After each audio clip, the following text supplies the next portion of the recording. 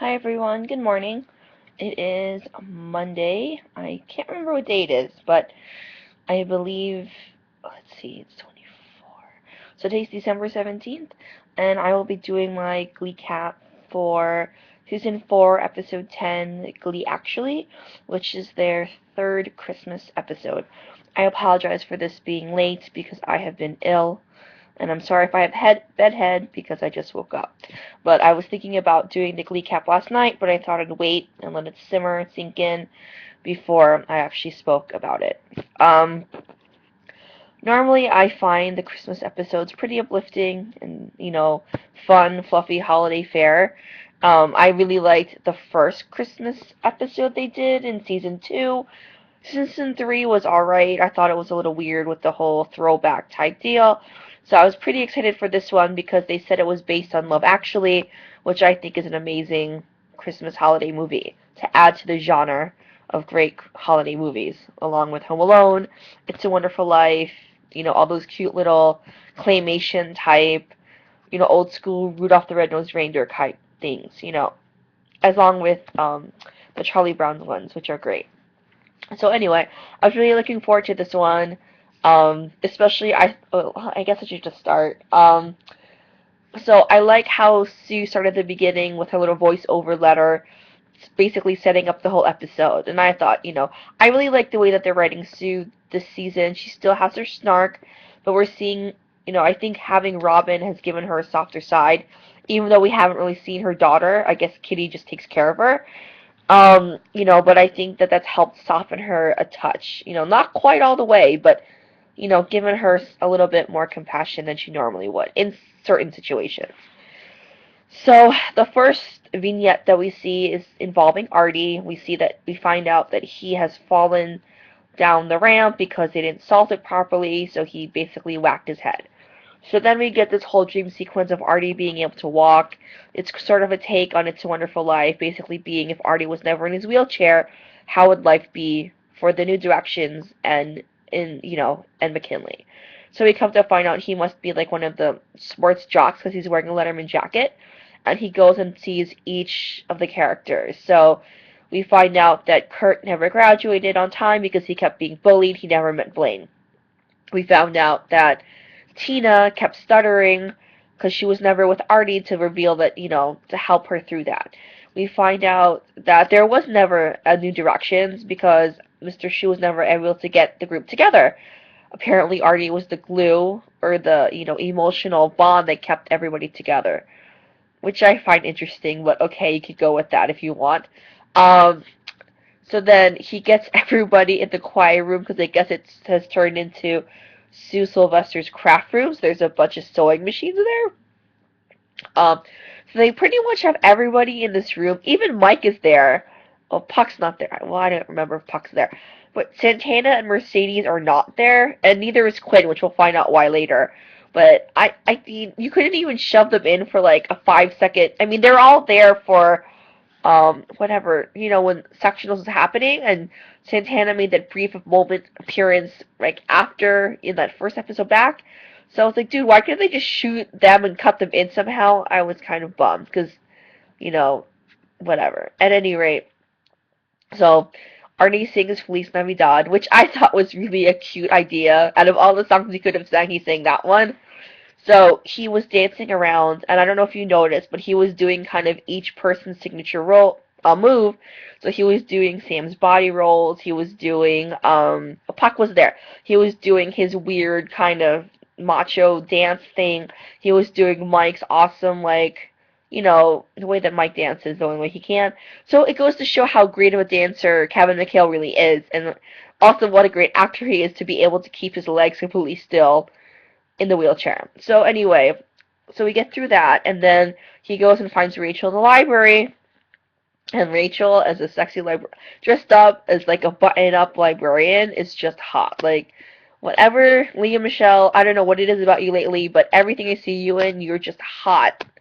I never saw it before, but I'm seeing it now, and you are gorgeous and hot and sexy, just like, I think all the girls on Glee are. Anyway, so we come to find out there are all these things that how life would be completely different because Artie wasn't in his chair. And the biggest one of all was that Quinn never learned how to walk, supposedly, because, well, that's true. Artie was pushing her, to accept, to help her, and I guess Joe supposedly, whatever. At any rate, Quinn never learned how to walk, and then she supposedly died of a broken heart. I was like, come on, really? Like, how much more could you character assassinate Quinn? Like, she's already gone through so much shit. Like, we'll just kill her off, too? Oh, God, I was so angry with that. I was like, you know what, just because Quinn hasn't really been in any of these holiday episodes, if you've noticed, she really hasn't been. I think she's only shows up for the group numbers at some point, so I don't know if it's a religious thing or not, or whatever reason, but I just thought that was utter and complete nonsense. Like, let's just kill Quinn, and then that was it. That was, like, the thing that made Artie decide, well, you know what, I'm going to go back in my chair. So he does, and then he wakes up, and, we come to find out, yay, he's back in his wheelchair, he's accepting it, he understands, like, you know what, this is what it is, and the wheelchair is part of him. So that kind of nicely wraps up his little point or story. Let's see, I'm trying to remember the other vignettes. So then we cut to New York, and we come to find out that Rachel, of course, is going on her gay cruise with her fathers, but just enough time to see Bert surprise them with a Christmas tree. So Bert, again, is the greatest dad ever on television history. He even remembers that his best friend's son is Jewish and brings her a Hanukkah present. So, he's great. So we see Rachel go off to the cruise, and then Bert and Kurt can spend time together. So they go through New York and do all the great things. They're apparently Christmas traditions that they do as Hummels. So getting hot chocolate, and this is when we come to find out that Bert has prostate cancer. Which, again, I was like, where the fuck did this come out of? Isn't it enough you gave him a heart attack? Like, I mean, I don't know. I was expecting him to say that him and Carol were getting a divorce. Honestly, I didn't expect him to say that at all. And Kurt's face just sunk. It's like, God, he already lost one parent to cancer, and now his dad has this. I guess it was a reason or a way to explain why Bert would bring Blaine over to New York. He wanted to make a point, like, you need to keep the people you love close to you, just like Bert was doing with Kurt, and he wanted to show Kurt that, even though things aren't great with him between Blaine right now, he knows that they still love each other. And, like, Kurt has grown so much as an actor, like, his faces are priceless, and when he saw Blaine, you kind of saw the excitement and surprise, but then also, like, wait, like, we're not together anymore. Like, how am I supposed to react to this? And Blaine even said, please tell me you're happy to see me. And it was like, you kind of felt for Kurt. He was kind of, like, on the fence. He's like, of course, he'd be happy to see him, but at the same time, it's kind of like, this is the first time he's seeing him since they broke up, really. So they do their little holiday duet, White Christmas, which I thought was a great different version from the Irving Berlin take on it, a little bit updated, jazzier version. And they skated around, I think it must have been Wallman Rink over in Central Park. It was a smaller one. So I'm thinking that's where they shot it at. And then there's a really cute moment when they're in the center of the ice, and they look like they're about to kiss, and they don't. So Blaine even makes a point to say that he knows that Bert has prostate cancer, and that he promises to look out for him for Kurt. And then, they're back at the flat in Bushwick, and I guess there's another tradition where Bert watches all the NBA games on Christmas, because they usually are a huge slate of NBA games on Christmas, and then Kurt just ignores it and reads Vogue. So it's really cute how Blaine and Bert had a bet going as to how long Kurt would last before he grabbed the Vogue magazine. So that was really cute. And then this is when we find out that Blaine is planning to apply to NIADA through this little moment. So again, I thought that was cute, but then it makes me pissed, because it's like, shit, like, I don't know, how about Britannia? Like, I feel like they just keep stabbing us in the heart. I should have known better, because Matt Hodgson wrote this episode. So I was really kind of already scared when I didn't know he wrote it. So I was kind of scared when I saw his name as the writer for this episode. Because I figured, well, let's start with the Bram, the Bram train right now, because you know that's going to happen in this episode. So I'm kind of glad they pushed it all the way to the back of the episode, because honestly, I don't know if I could have taken it in the beginning of this episode. But Adam Shankman directed it. I think he did a great job. If you don't know who Adam Shankman is, he's a great director, choreographer, I believe. Well, he does everything, but he has done a bunch of the Step Up movies, directed them. He's directed a couple episodes of Glee in the past. He last did Rock of Ages. He directed that, and he's also one of the judges occasionally on So You Think You Could Dance. So he's all over the place, and he's great.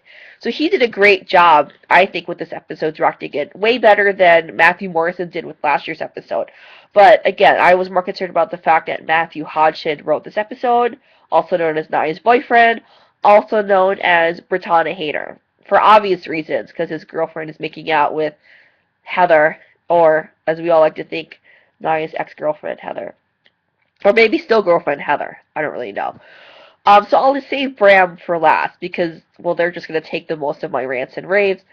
I thought one of the other sweet storylines that we had was between Marley, her mom, and Sue. So we come to find out through Coach Bees, yay, she was back in this episode.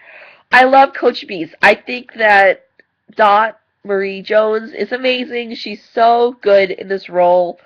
You know, I was so happy to see her back. And also, just to mention really briefly, the fact that Will's ex-wife, Jessalyn Gilsig, was in this episode, that was a sweet bonus, I thought.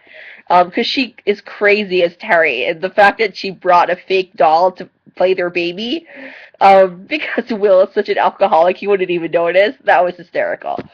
Okay, so we come to find out that they're doing Faculty Secret Santas, and Sue ends up drawing Millie Rose's name out of the stocking, who is Marley's mom.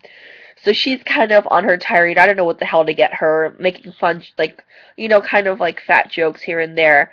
But you could, like, Sue kind of has this thing where she throws those insults around, but she kind of, I don't want to say that she means well with the insults. They are insults. But, you know, you kind of are seeing her, the heart of her kind of breaking through a little bit. So we see this really cute scene in the cafeteria, like and there's a door that's open, so Sue happens to hear a conversation between Marley and her mom.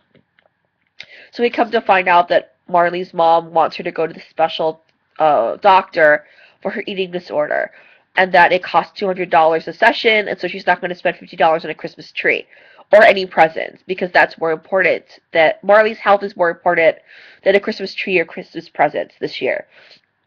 And then she tells Marley, like, if you want to give me a gift, then sing. Give me a song.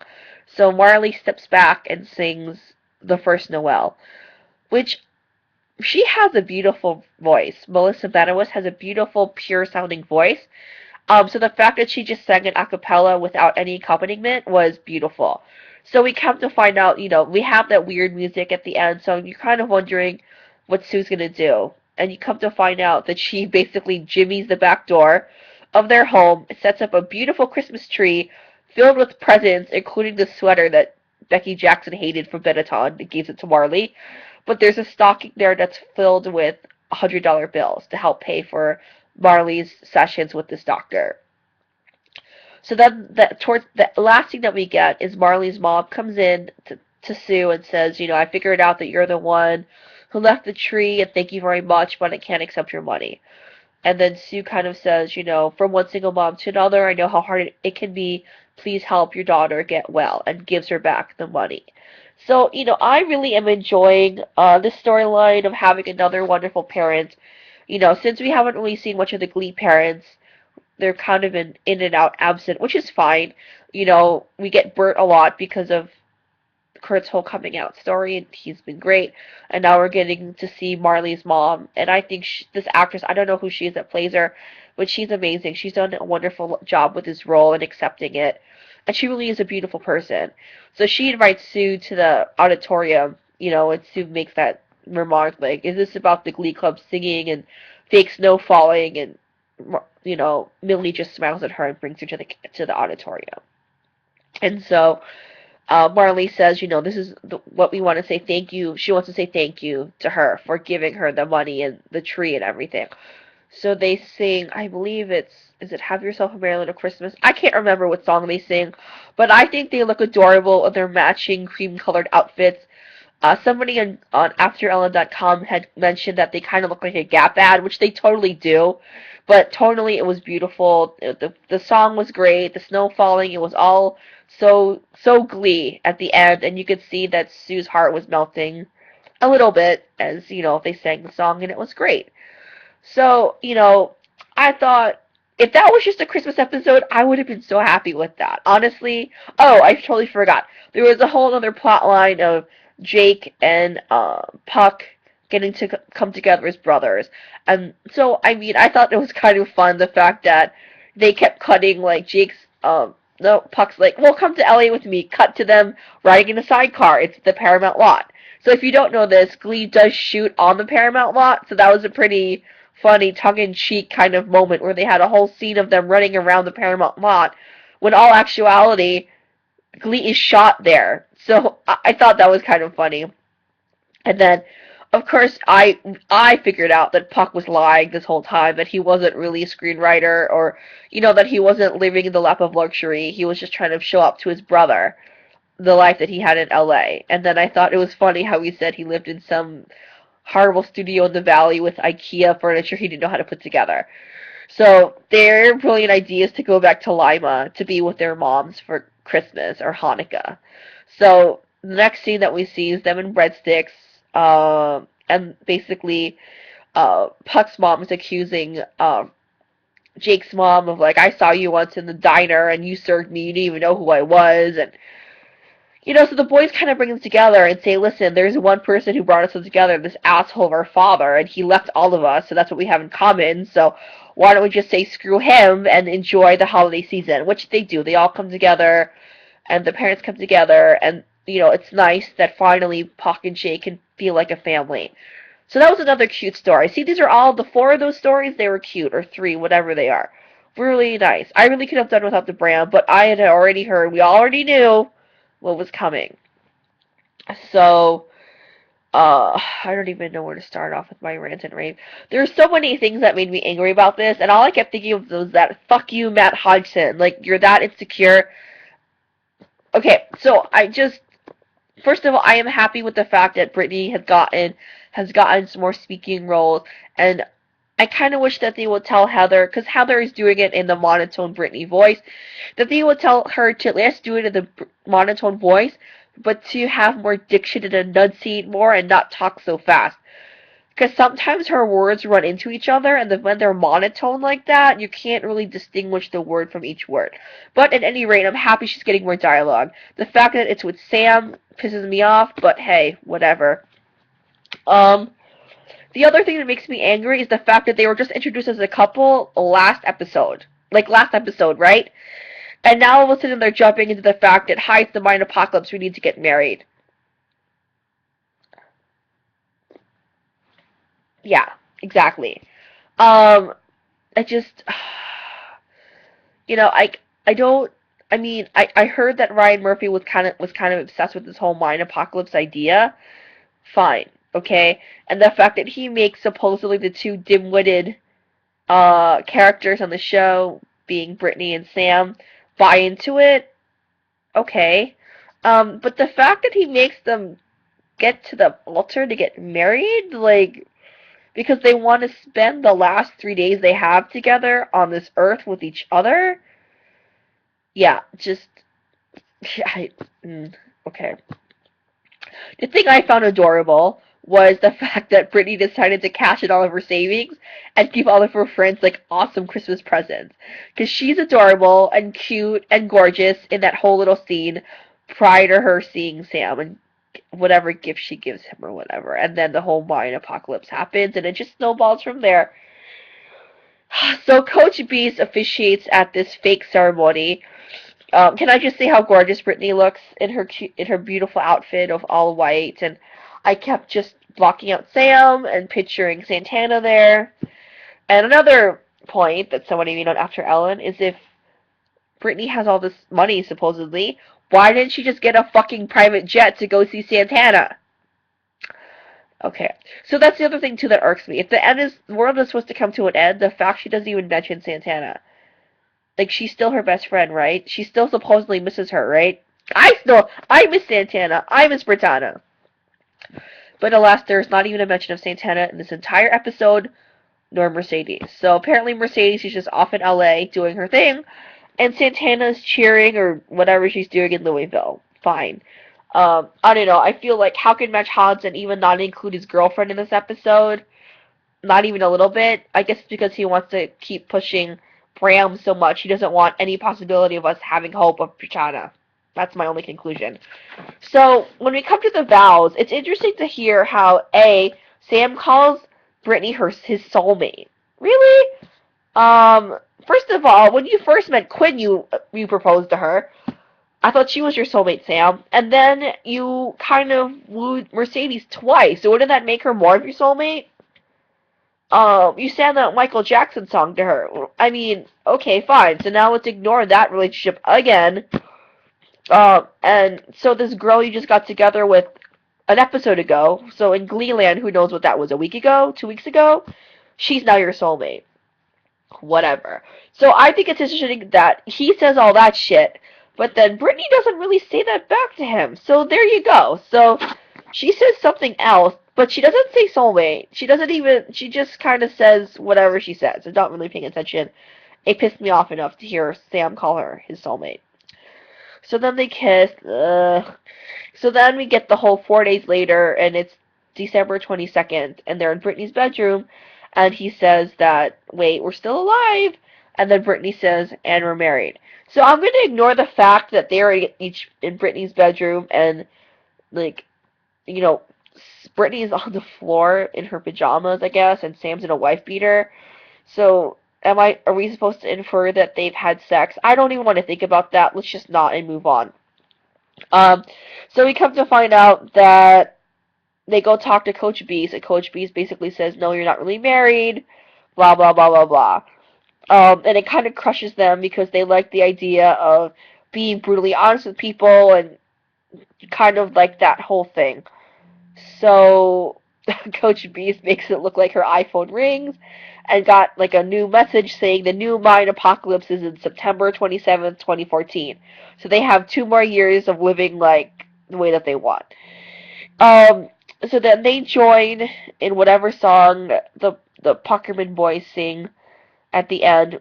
And it was cute, and Heather got a little moment of her own little solo, which I thought was adorable.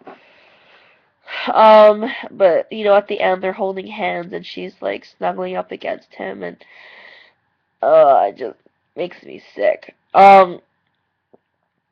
I don't know. I feel like they're really trying to push this couple together really fast on everybody, and I'm trying to be an objective, non-Britannia shipper, just as a casual observer of the show, and I feel like I would see that. It's like, hi, you're shoving it in our faces. I mean, I feel like some of the other things have developed organically, or, you could kind of see it. Like, Britannia kind of planted the seeds of themselves in season 1, and they kind of grew out of that. All the other ones, but I just feel like this one, they're really rushing it, and I don't really see what's the point. I mean, everybody's talking about how epic episode 13 is supposed to be in the season. It's supposed to be called Diva. This is a little spoiler, by the way. I wasn't going to add this. I was going to make my own spoiler episode, but I'll just mention it here. Episode 13 is supposed to be the one when Santana goes off to New York to visit Rachel, and Quinn is also down from New York. So it's basically an episode around them, and apparently Naya Santana gets 3 songs in this episode. So we're all assuming that this is the one where she decides or realizes that she needs to be in New York to follow her dreams. So apparently, according to Ryan Murphy, there is Britannia in this episode. People are getting excited. Me, I'm not getting excited, because that could mean anything. Just because there's Britannia in this episode doesn't mean they get back together, people. It's Ryan Murphy telling us Britannia's in this episode. So he could just be basing it, yes, Britannia's there. Brittany and Santana will be in this episode. But that doesn't mean that whatever they say to each other will mean that they get back together. He's trying to tell people to have hope, to not just have patience, have faith that, things will turn out the way that we all want it to. I don't have faith in Ryan Murphy. If anything, he has shown me to not have faith in him. So, I'm not holding my breath. I am excited for the fact that Santana will be featured in a whole episode, singing 3 songs. We got to hear her voice. I am looking forward to that specific episode. I'm excited for the fact we're going to have Quinn and Rachel together and Santana. It's like a brand new Unholy Trinity, baby, like 2.0. And they are singing a song together, all 3 of them. So I'm excited for that specific episode. What else can I say? So obviously Glee is on hiatus now until January. As they said in the scenes coming up at the episode that ended.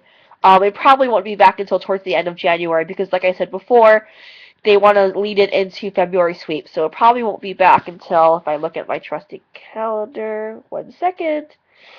Let's see. January. I'm guessing it probably won't be back until the 25th. The 18th or the 20th. Oh no, 17th or 24th. Probably the 24th. Or even the 31st. To lead into February Sweets. Because during February Sweets they'll have, let's see, February. How many week Thursdays are there in February? Oops. 1, 2, 3. They'll at least have 3 or 4 episodes in a row consecutively. So they probably take another hiatus again. This is how it goes in Gleeland. They take all these hiatuses as such. I guess it's because Glee takes a lot of production to work. There's a lot that has to go on in these episodes to make it. So we won't have Glee till January, but that means I won't be radio silent till then. I'll probably do a couple spoiler videos to keep us all entertained in the meantime. And in the meantime, I'll probably be watching season 1 of Glee again, or season 2. Just to remind myself of how much I actually do love the show and to not lose hope in the show. Because I said I'm on this train till it ends. So, and I'm also going to be occupied with my fan fiction. So if you do read fan fiction, I encourage you to look at it. If you don't, it's one of the great ways to see Britannia live on in ways that fans want it to happen. So more times than not, they end up being a happy couple together. I have just started a brand new one. This is shameless promotion now. I am on fanfiction. I have written 10 stories. The current one I'm writing right now is called The One That Got Away. And it's completely different from how I've written other stories. So I encourage all of you to check it out. I have the link on my channel page. Also, I am on Tumblr, and I do tend to post tons of stuff on Britannia. So feel free to look there to keep you all excited and happy and gleeful during the hiatus of Glee. So I probably will not do another video until after the new year, so I just want to wish all of you viewers a very Merry Christmas, Happy Holidays, Happy Hanukkah, Happy Kwanzaa, whatever you celebrate, and to wish you lots of good things in this coming year. Alright? Peace out, homies. Take care. Merry Christmas. Bye.